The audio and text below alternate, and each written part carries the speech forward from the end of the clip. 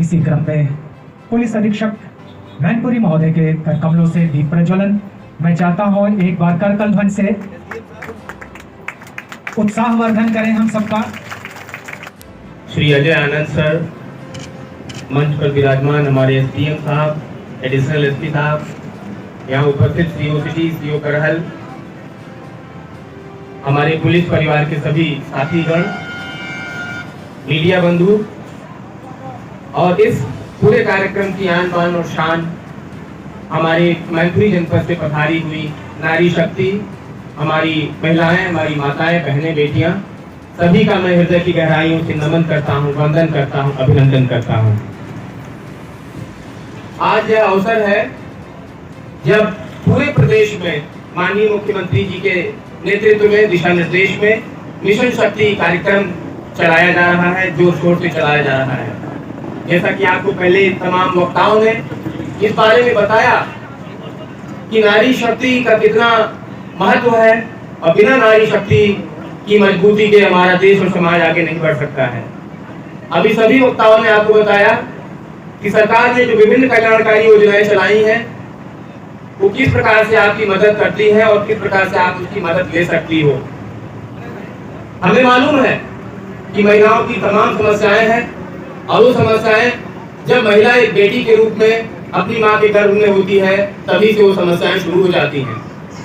चाहे कन्या भ्रूण हत्या ले लें या फिर जब बच्ची का जन्म होता है तो अभी भी ऐसे तमाम परिवार और समाज हैं जो कि दुखी हो जाते हैं, परेशान हो जाते हैं।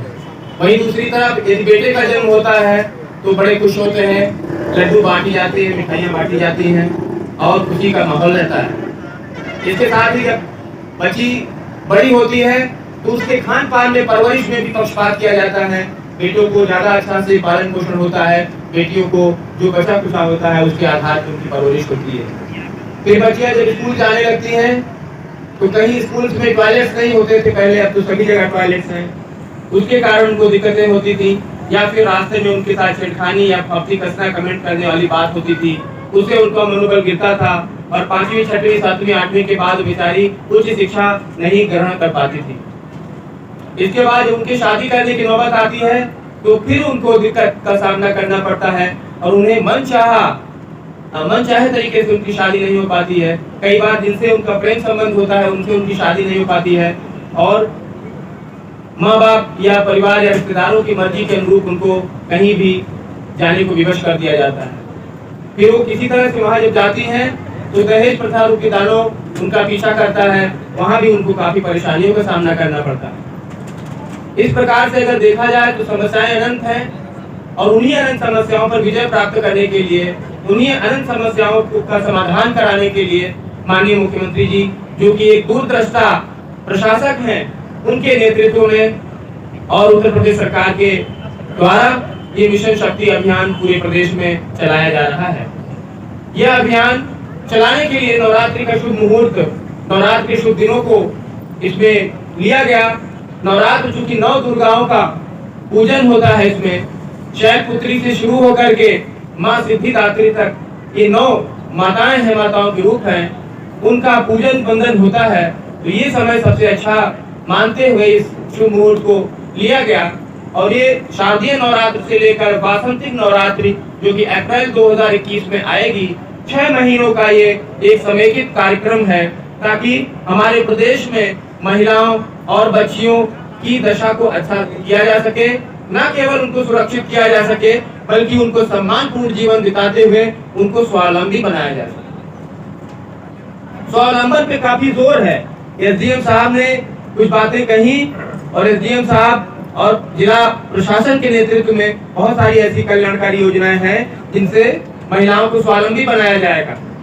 अगर महिलाएं स्वावलंबी हैं तभी आगे पीढ़ियां सुधर सकती हैं और तभी सुरक्षा और सम्मान अस्थायी हो सकते हैं। अगर महिलाएं स्वावलंबी नहीं है, आत्मनिर्भर नहीं है तो निश्चित रूप से वो कमजोर रहेंगी और पीढ़ियों को बहुत अच्छा नहीं किया जा सकता। इसीलिए स्वावलंबन पे जोर है। सुरक्षा, सम्मान और स्वावलंबन यही पंचलाइन है, यही थीम है और इसी के आधार पे हम अगले 6 महीने तक विभिन्न कार्यक्रम आयोजित करेंगे। इस पूरे कार्यक्रम की गंभीरता आप इसी बात से आकलन कर सकती हैं कि आप लोगों को का उत्साहवर्धन करने के लिए, आप लोगों को जागरूक करने के लिए, आप लोगों को इसका महत्व बताने के लिए हमारे जोन के पुलिस विभाग के सबसे बड़े मुखिया हमारे ADG zone sir Shri Ajay Anand sir यहाँ पे पधारे हुए हैं, जो अभी आपसे कुछ ही देर में आपसे मुखातिब होकर रूबरू होंगे। सर के आदेशानुसार हम लोग पूरी मुस्तैदी से नारी सुरक्षा, नारी सम्मान और नारी स्वावलंबन के लिए दिन रात काम करेंगे। अगले 6 महीने में हमें पूर्ण विश्वास है कि आमूलचूल परिवर्तन दिखाई देगा। जैसा अभी हम लोग चर्चा कर रहे थे, समस्याएं बहुत हैं, लेकिन उन समस्याओं को शिक्षा के द्वारा, जागरूकता के द्वारा, अपने अधिकारों को जानना भी बहुत जरूरी है, उसके द्वारा, और जो भी व्यवस्थाएं सरकार ने, पुलिस ने, प्रशासन ने दी है, उसका सदुपयोग करके आप अपने आप को बहुत मजबूत बना सकती हो।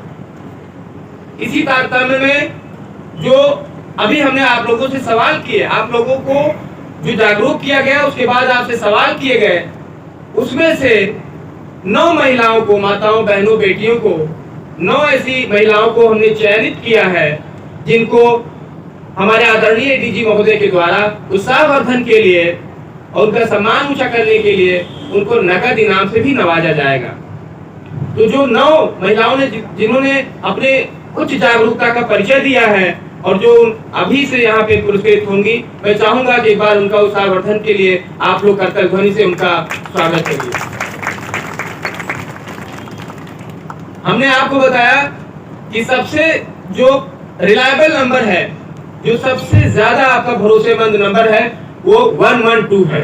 अभी तमाम माताओं बहनों ने इसको बताया भी कि कोई भी समस्या होती है, छेड़खानी या कमेंट होता है, या कोई लड़के परेशान करते हैं, मोबाइल पे फोन करते हैं, मिस कॉल करते हैं, पीछा करते हैं, आपका फोटो खींचते हैं, आपको ब्लैकमेल करते हैं, तो सबसे अच्छा तरीका है 112। 5 से 7 मिनट या अधिक से अधिक 10 मिनट में हमारी पुलिस आपके द्वार पहुंचती है और आपकी यथासंभव मदद करती है।